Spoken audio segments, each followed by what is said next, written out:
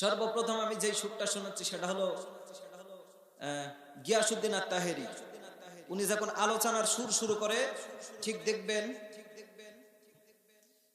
উনি এমনি আলোচনার সুর শুরু করে, বাজানো ওহো পর্দার আড়ালের মাগো,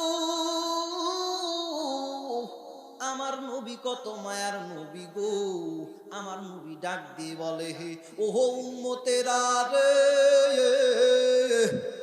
উনি আবার কয় যে আল্লাহু আকবার কইবেন না, তা আপনারা উনার সুর মতন কইবেন আল্লাহু আকবার লিল্লাহি তাকবীর। ইনশাআল্লাহ শ্রোতা চাঙ্গা হইব, দোয়া করার পরে খিচুড়ি খায় এমনি চাঙ্গা হয়ে যাবেন, না সমস্যা নাই ইনশাআল্লাহ। এরপরে কার সুর শুনবেন কোন? আপনারা একটা দুটা মন থেকে কোন, নাইলে আমি তো বুঝবো না যে।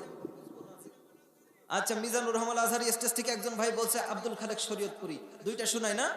যে আব্দুল খালেক শরীয়তপুরি যেমন আলোচনা করে, মুসলমান ভাইরা আমার, আল্লাহ তাআলা রব্বুল আলামিন কিয়ামতের ময়দানে বান্দাদেরকে ডাক দিয়ে বলবে, বান্দা ও বান্দা রে, তোর হাতের কামাই দিয়ে তুই জান্নাতে যাবি, তোর হাতের কামাই দিয়ে তুই জাহান্নামে যাবি। ও বান্দা রে, আমি রব্বুল আলামিন কোরআনুল কারীমের ভিতরে বলে দিয়েছিলাম, ইকরা কিতাবাকা কাফা বিনাফসিকাল ইয়াউমা আলাইকা হাসিবা। ও বান্দা রে, আজকে তোর হিসাব তুই নিজে দেখা দেখা পয়রা পয়রা বিচার কইরা তুই হিসাবটা, নিজের হিসাব নিজে দেওয়ার জন্য প্রস্তুত হইয়া যা। ধরে করেন ঠিক কিনা?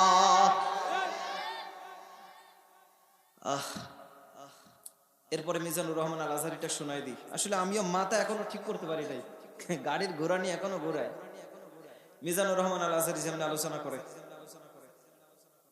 আচ্ছা ইনশাআল্লাহ।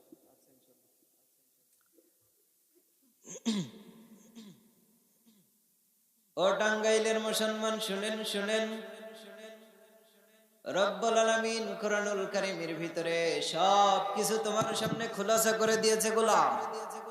আল্লাহর সামনে যদি তুমি বলো আল্লাহ আমার কাছে কোরআন যাই নাই, কোন আলেম যাই নাই, আপনি কিন্তু সেই দিন ধরা খেয়ে যাবেন, ঠিক কিনা?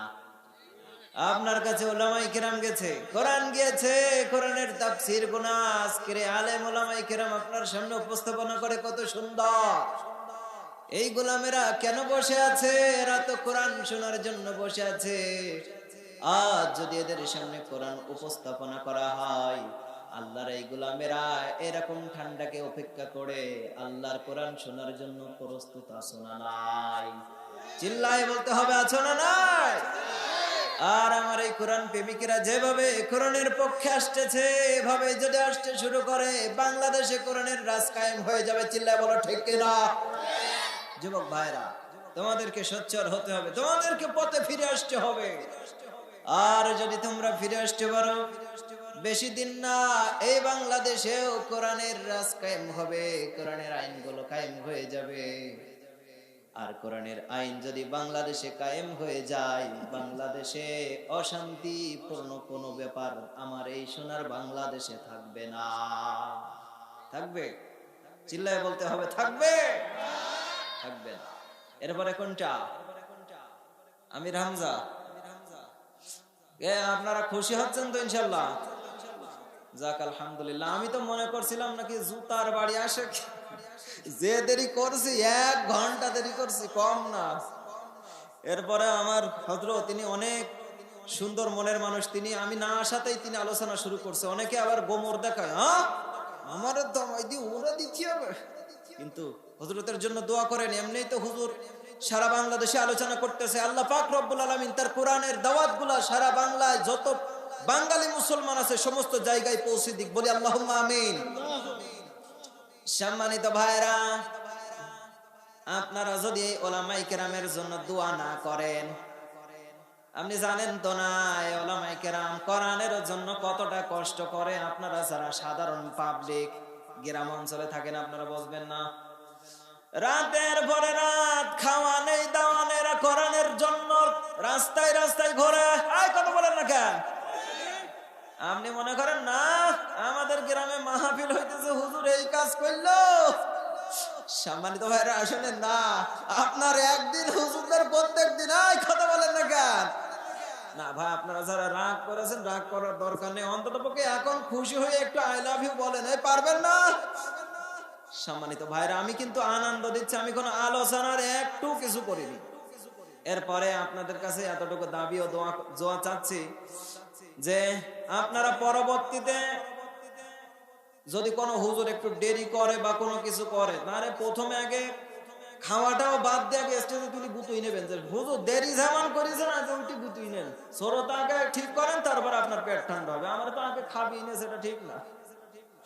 সম্মানিত ভাইরা, হাসি তামাশা দিয়ে অনেক সময় আমি কাটাবো না, যেহেতু অনেক রাত ধারাবাহিক ভাবে আলোচনা এখানে হচ্ছিল। আমি জানি না এই কমিটি বিন্দু কতটা কষ্ট পেয়েছে আমার জন্য। আমি আপনার কাছে দাবি করছি, কমিটি হোল এলাকাবাসীর কাছে দাবি করতেছি, চেয়ারম্যান সাহেব সহ দয়া করে আমারে মাফ করে দেন। কোরআনের জন্য যে কষ্টগুলো আমরা করতেছি, কষ্টগুলো যেন কোরআনের এই বাংলাদেশে করে আল্লাহ রাব্বুল আলামিনের এই কোরআনের আইন বাস্তবতায় বাংলাদেশে করে দেয় বলে আল্লাহুম্মা আমিন। আই পারবেন না এমন দোয়া করতে? জি আলহামদুলিল্লাহ। তাহলে শেষ। এনায়েতুল্লাহ আব্বাস উনি কেমন সুর দেয় আমি এটা বলতে পারি না। জি তুফাজ্জল হোসেন ভৈরবী। আচ্ছা ইনশাআল্লাহ। মা এত বড় মায়ের ডাক আগে বুঝি নাই, মাবুদ গো যতদিন মা বাচ্চা ছিল মাবুদ গো ওই মায়ের কদর বুঝি নাই। মাবুদ আজকে যখন মা মইরা গেছে মাবুদ আমি বুঝা ফেলাইছি মার মতো দরদি কেউ নাই। মাবুদ গো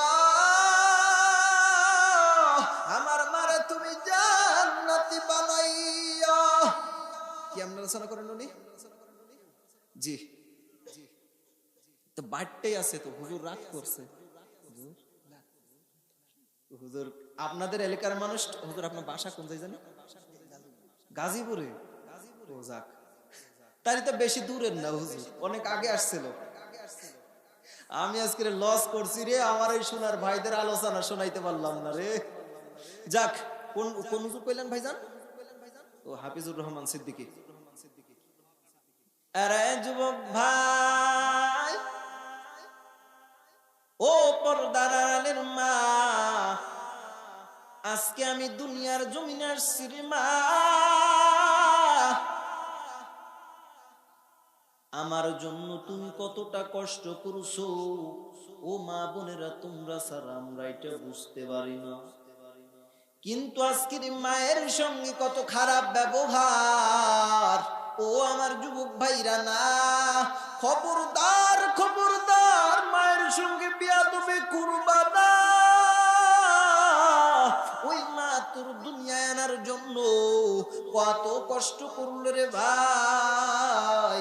না যদি মায়ের মতন এমন তুমি যদি হইতা বুঝতে পারো তারে যুবক ভাই, আজকের এই সামান্য কথার ভিতরে তোমার একটা অজুহাত, তোমার একটা কথা আমি রাখবো, একটা সামান্য একটা দাবি তোমার কাছে করব।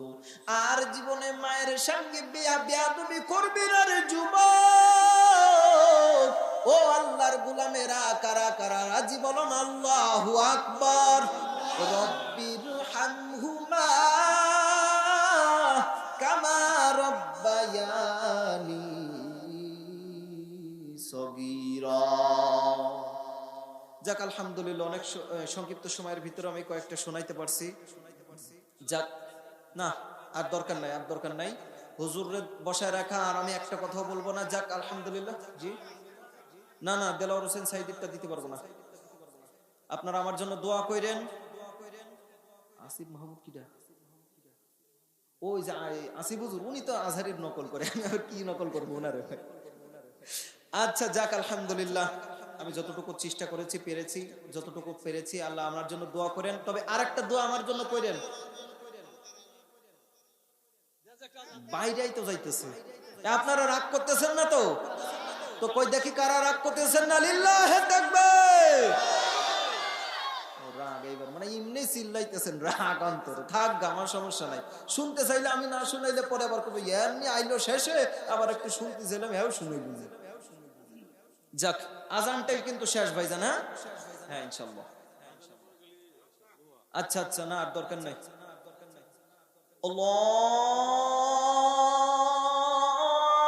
আল্লাহু আকবার, আল্লাহু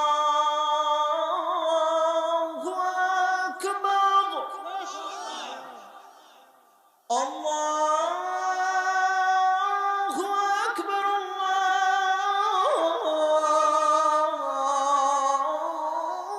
আল্লাহু আকবার। আশহাদু আন লা ইলাহা ইল্লাল্লাহ,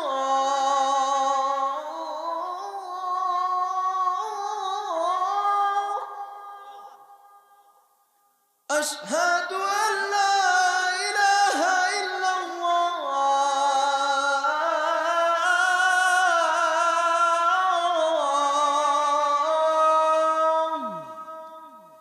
যাক আলহামদুলিল্লাহ, আপনারা আমার জন্য দোয়া করেন, আপনাদের জন্য, সকলের জন্য দোয়া করি। ও শেষ যে দোয়াটা চাইতে চাচ্ছিলাম, আমার জন্য অন্তত পক্ষে এই দোয়াটা কইরেন, আর কোনোটা না করেন, যেন কোনো মাহফিলে আর কখনো দেরি করে না যায়।